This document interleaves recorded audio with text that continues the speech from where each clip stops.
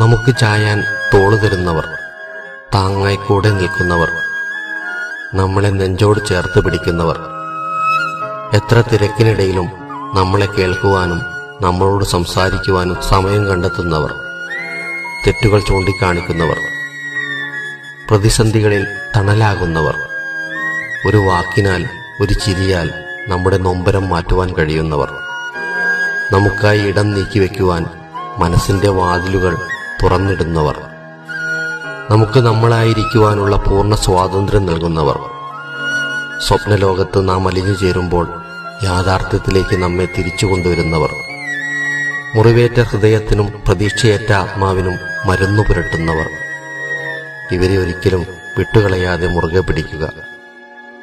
അവരുടെ സ്നേഹത്തെ അളക്കുവാൻ നമുക്കൊരിക്കലും കഴിയില്ല. സ്നേഹത്തെയും സൗഹൃദത്തെയും അളക്കുന്ന ഒരു ഉപകരണവും ഈ ലോകത്തിലില്ല.